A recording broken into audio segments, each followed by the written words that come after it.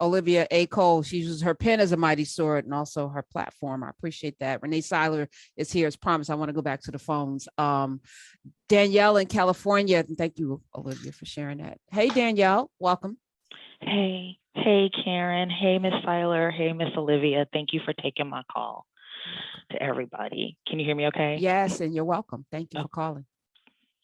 So I called, I've had 2 abortions, and I'm also the product of an anti-choice forced birth state.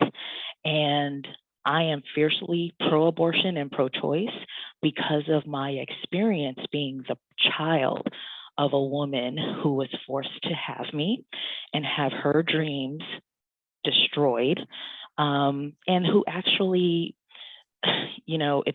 I feel compassion for her. My mother was the first in our family since enslavement to have the opportunity to go to college on a full scholarship to Bennett College. Meets my father, gets pregnant, had to drop out and get married. And it was very clear to me growing up that I destroyed her dreams. And even now, I'm 52, we are estranged. We never survived that. And when I had my first abortion, I was in college, similarly, my first year of college. And I knew that it was going to be a horrific experience for me. There's a separate issue about young girls who get pregnant. I was 17 and quote unquote engaged to a man who was 30. That would have been a nightmare destruction of my dreams. The second time I was in law school and thinking I'm doing everything right and about to get intimate with the man, had my cute little side table with my little condoms next to it. And just as we were about to get intimate, he grabbed my hand and refused to let me have him put a condom on. And, there are these and again, that too would have ruined what my plans are. And I have a child right now who I'm very proud of. He was very recently on television because he got into over 100 colleges. I wanted, and I am very intentional about my chance to parent my son. I am a single mother by choice. I chose to have him when I was ready to create this wonderful person. And none of that would have been available to me had I stayed pregnant at 19 in college or a couple of years later when I was in law school. But again, we don't talk enough about the trauma of all the children out there who were born in 69, 70, 71 of mothers who just didn't want them. She fed me, she took care of me, but, love and engagement, no. And that's a pain that no child should go through. And so for the last couple of months as an attorney and as a parent, I have actually been anxious and upset about, all these children who are going to be born like Micaiah Bryant, like all these other kids, Gabriel Fernandez, if you know his story in Los Angeles, of all these women who could be their best selves if they didn't have to have children. So that's what I wanted to say. Wow. And when she said that she and her mother are estranged, that's heartbreaking. And when we think about this is what I was talking about earlier about the layers and the levels and the concentric circles. It's her mother did not have an opportunity to chase her dreams because she was, because she had a baby. And this is the reality. It's not just one life that's impacted. It's many, many lives. And the willingness to do that, to really destroy or alter in ways large and small, it's sickening, really sickening. When again, they don't care what happens to the children once they get here, right? The mother or the children, but it's like getting them here is it, because it's a numbers game to these people. It's like there needs to be, and we'll get to this too, let's get to it now. And Danielle, God bless. Thank you for being so transparent with the relationship that you have with your mother. And the honesty about knowing that you weren't wanted, that man, whew. Danielle, how did you, is she still on the line? I think she's still there. Yes, I'm still here. Yes. Danielle, how did you deal with that? Like you say, you and your mother are estranged, but did you ever make peace with that? The fact that, I mean, this has nothing really basically to do with you. You didn't have do anything except be born. Like, how did you deal with that?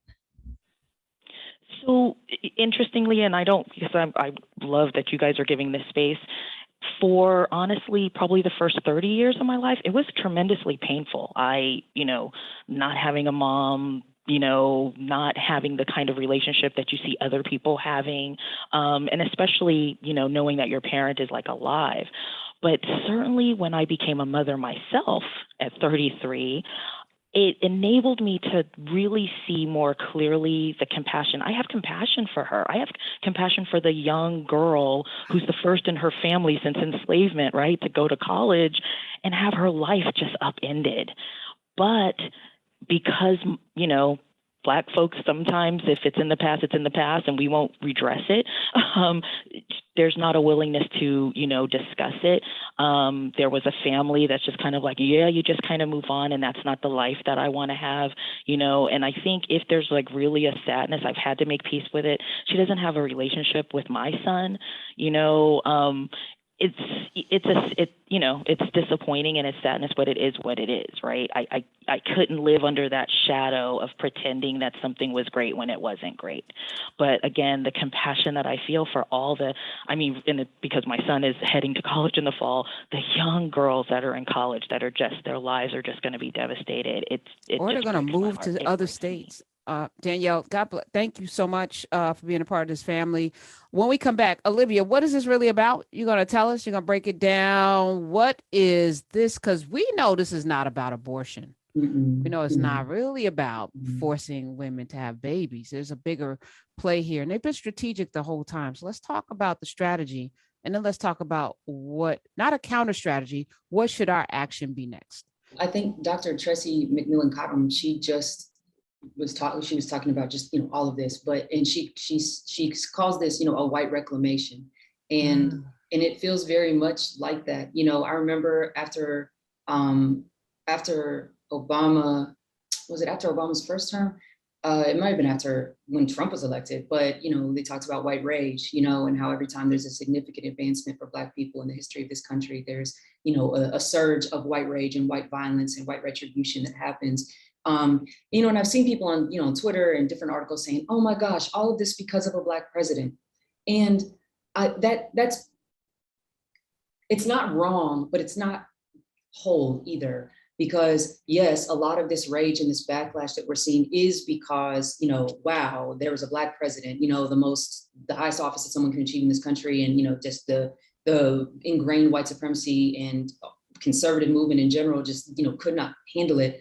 But it's more to it than that. It's kind of, what you were saying, Karen, about like everywhere you look, there is, Black folks on TV and Black folks in commercials and Black folks, winning things and Black folks, just everything, and it's that, but then it's also this, it's that, and it's that, and it's that, it's never just one thing, right? But I'm also just seeing how, speaking of chickens coming home for roost, the choices that white people have made politically over the last several decades and, centuries, but this country is crumbling, right? I mean, it's crumbling. Our infrastructure is shit. Our education is shit. Our healthcare is shit. All these things. And much of it was put into place by white voters. And we are now feeling the loss and the voids and, the cultural void. I'm right now, actually, I'm teaching a summer program in Kentucky. I teach it every year. I'm in my dorm right now.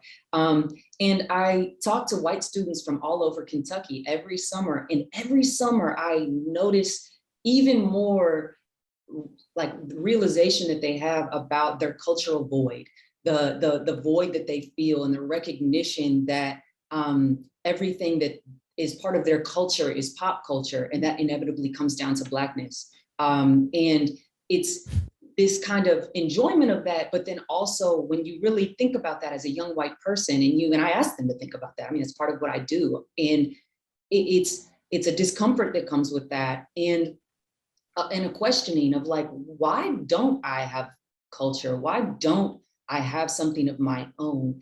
And the answer, as you know, I will never stop saying, is that, you know, all the things that we gave up to become white, our culture, our music, our food, our language, all these things that we gave up to become white, to join this club. And then now here we are in 2022, and we are hungry and we are sick and we don't have opportunities. I mean, clearly we have more than the people of color have been stepping on to attain this status and to kick everybody out of the club. But where's the club gotten us? It's gotten us nowhere. It's gotten us nowhere.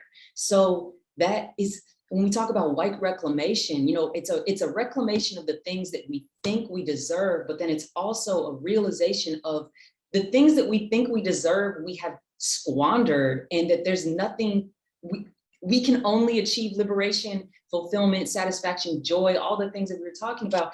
We can only achieve those things through coalition, and we have no instinct for it because we've cultured it out of ourselves. We've abolished it in our own lives. So I'm gonna stop. But no, I mean, it's everything. Keep talking. I mean, listen, Olivia A. Cole, as you're talking, I'm thinking, you know, I've asked this question on these airways. What is white culture?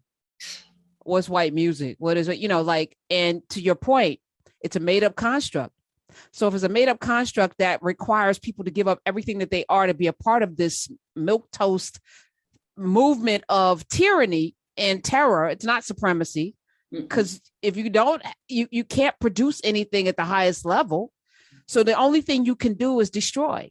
The fact that these anti-abortion folks have for 30 years been calling themselves the new abolitionists, there's no imagination in, okay, there's no imagination in this quote unquote movement. You know, there's everything, like you said with Elvis, the new abolitionist is Elvis. Everything is Elvis when it comes to white culture. And we can't even imagine our own liberation because it is so bound up in what we have done. So it's very sad. It's very sad. It's sad for the rest of us because the reaction is always destroy. So now we have to self-defend, which we will, by the way. So if you think we're going the way our ancestors did, you did us a great favor by throwing us in the holds of ships, different cultures and languages, people who spoke 5 and 6 languages, who saw one another as enemies, not as the same. You created blackness in doing the whiteness thing. And guess what? Guess what?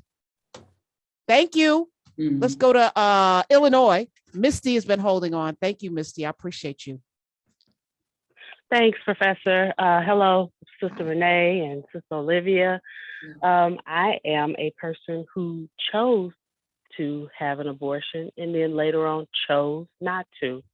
A coworker went with me in '93 and I had an abortion, and she was a melanemic young lady, and she yelled at the people, and I was like, why is she yelling at them? So it's just go and do what I need to do.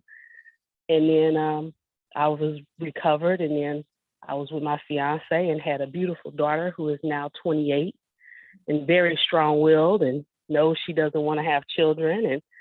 And I'm okay with that because it's her body and it's her choice. And then later on, that same husband that I had this beautiful 28-year-old with decided, after he took advantage of me against my wishes, that I should have an abortion. And I told him no. I'm a married woman. I have these children with you. By then, this would have been our 3rd child. And I said, no, we will not be having an abortion. We will be having this person. And I carried to term, and I had my son, who is 24 and on the autism spectrum, and the kindest, most beautiful soul in the world.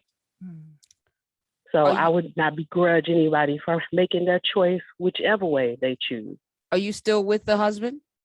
No. While I was pregnant with him, he tried to kick me in the stomach before we knew for sure that I was pregnant. Wow. We had a fist fight, and I promptly put him out. Good for you. And I have married to a wonderful man who took all my 3 children and loves them with all his heart. And life has been beautiful. We've been married for 21 years now. Bless you. Wow. That's part of this that I don't think we have, again, unintended consequences.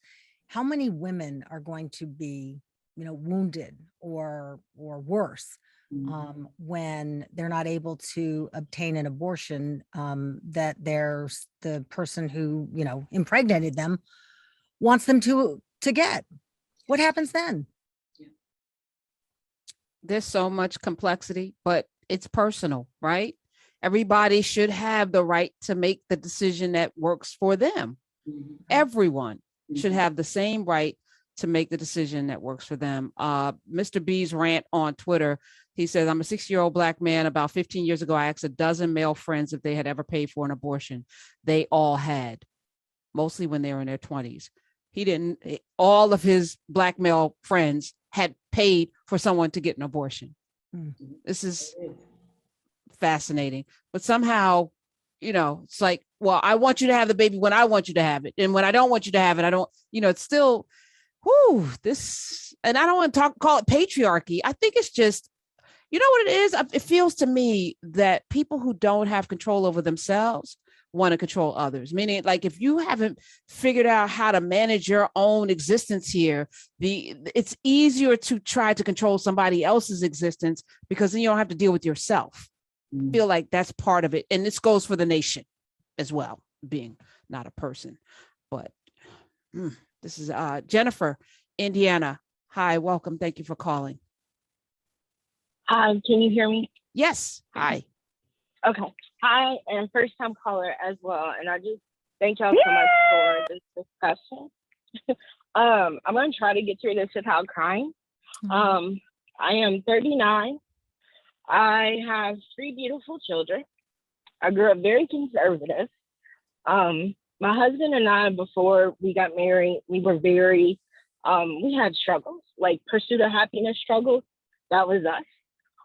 Getting evicted when we were pregnant with my oldest child, and then just trying to make ourselves get to the point where we are now.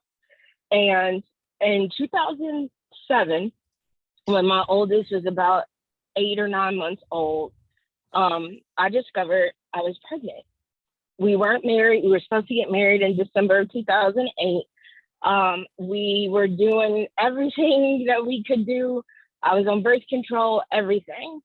And we knew that our finances could not, being on, having low income, being on, minimum wage jobs, things like that, we could not support bringing another life into this world, let alone paying not one, but for 2 children in daycare under the age of 1.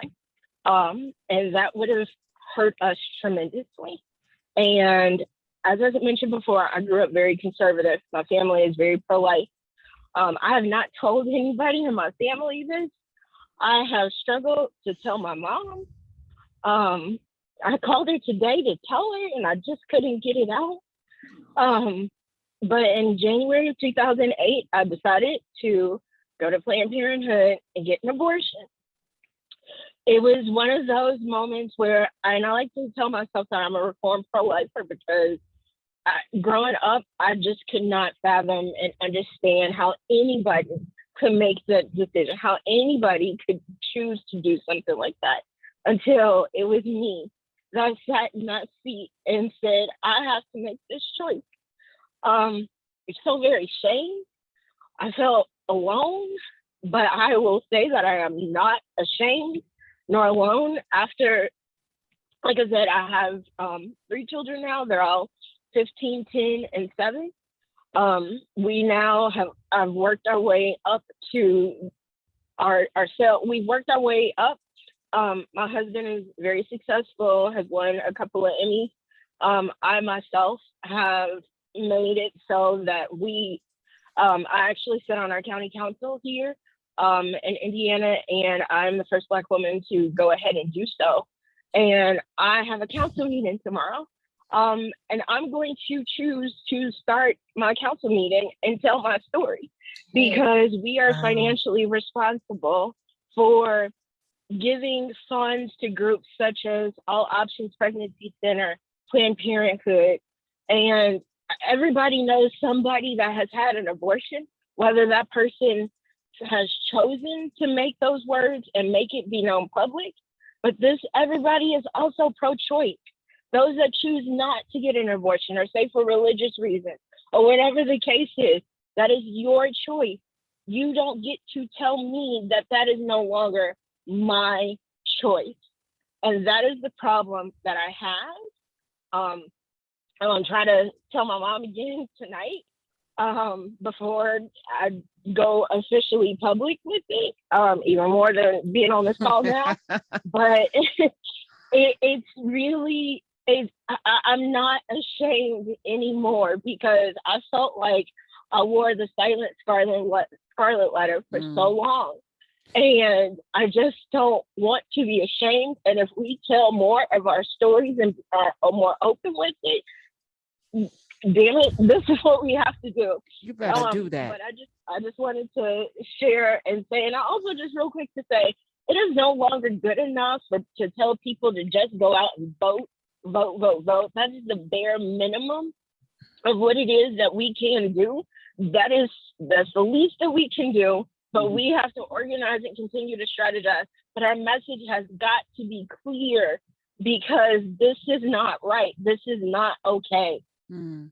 Let me say, first of all, thank you, Jennifer in Indiana, for your courage and to admit the shame, because the shame is the thing that keeps us from doing a lot of things. That shame that comes from society, from our parents, from, it's just the shame of doing something that you're free to do. And it doesn't take away from your humanity, from your excellence, obviously, from your specialness. And you got this with your mother. Your mother might, be of a certain generation. She'll get over it. She'll be all right, Jennifer. You got this one life to live. I tell my mother this all the time.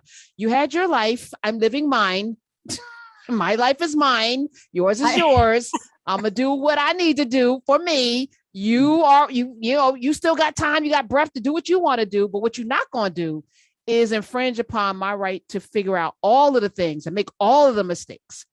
I have to say, if I could, Jennifer. Well, let me pause. I'm sorry, because I said mistake, and I don't want Jennifer to think she made a mistake. I'm saying me personally, what you did what you needed to do. All right. I'm sorry, Renee. I was just saying that, Jennifer, thank you so much for sharing that. And I just feel like your heart, thank you for bearing your heart. And I'm sure that everyone listening understands, that very difficult decision. And if we could, we're hugging you, because we get it. We feel that. We know what making hard decisions is like. It's not the snap of a finger. You had to weigh a lot of factors against a very conservative upbringing. I'm just curious, how do you think your mother will respond? And will that change kind of how you feel, or what are you bracing for? I don't know. I feel like she's gotten a little lax in her older years, but I also know that she also is very homophobic. I have 2 gay sisters, and she makes certain comments about them. So I don't really know. And at this point now, I don't know if I can really care, because as Karen just said, I have my life to live. I'm raising 3 beautiful children in a world that really could give a crap less about them at this point. So I don't even know. I don't know. I just know that I just feel, first of all, I feel free after having this conversation, but I just will have to brace and just love her anyway, and choose to love her from a distance if she chooses not to be okay with what it is that I have to say. What is that poem? It's by Audre Lorde, A Litany for Survival, when she says, come on. When we speak, we are afraid our words will not be heard or will not be welcomed. But when we are silent, we are still afraid. So it is better to speak. Can we sit in this for a second? Because I feel like, Jennifer, you have dropped something here today, which is why I canceled all guests. We're not going to have me. Y'all going to be the guests. The lines are still lit every time we drop a call or somebody fills in, which tells me that we're right now a safe place for people to call. And thank you for doing that. But I think it's again, more than abortion, I think a lot of us are afraid of what people might think about us in all of the ways, to Jennifer's point. And our parents, I think, are afraid of how society is going to look at you. If you color your hair, or if you have tattoos, or if you're gay, or what, all of the things, because your parents just want you to be successful, but also your parents want you to reflect them to society, right? And they're good, upstanding citizens. So it's all of this fear of not being a good American or a good citizen, or being righteous or a good Christian, or whatever that means. As I put up air quotes, is most of these pastors, of like priests and pastors, are pedophiles, and they do all of the things the Bible says you shouldn't do. And yet somehow we're protective of the image.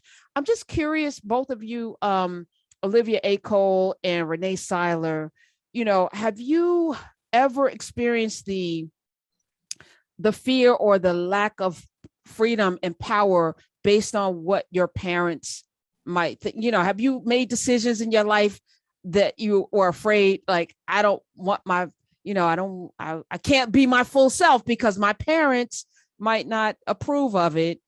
And, what does that look like? Man.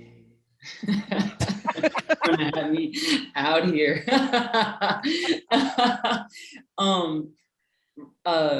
Man. So yeah.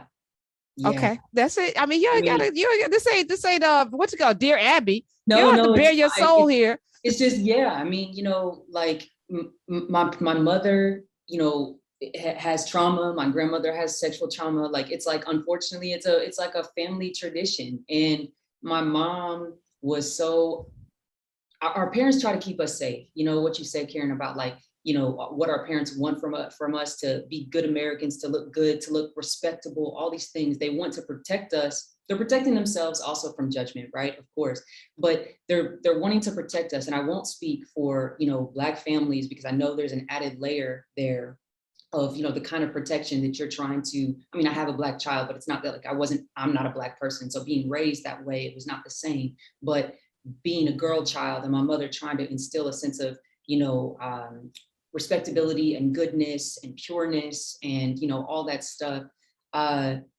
It's, and I was a little, I was a hot girl. I was a hot girl, and I still am, in some ways.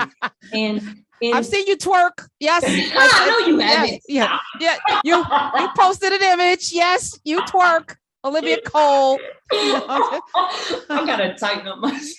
It's all good, because this is the other thing, right? As we all try to pretend to be things that we're not, so that the world doesn't look at us, and we're in a very strange place where everything's on social media. We're doing all of the things. Is that who you really are? Is that who you really are? So you could be a lawyer who twerks and does drinks and, watches anime, and like, we're all of these things that we should be able to be without the judgment. And none of it matters. Like, hiding doesn't matter, because we're taught, as women, as like, oh, well, it's, being gay, like, as long as you're not too out with it, then you'll be safe. As long as you're not too this, you'll be safe. As long as you're not too that, you'll be safe. I know Black folks have a whole code of those things too, but none of that is true. It does not matter. This country is built on blood and rage and war and exploitation, and we have seen that it will chew you up and spit you out no matter what. And this is, one of the things with white folks, that we've always thought that we were insulated from this, right? Like, we think, well, they told me now that is, if I pledge to the white club, that I will get this, and this, and I will be safe, and I will always have a job, and I will always have this. And we see that these are all lies that only benefit the elite class, the ruling class.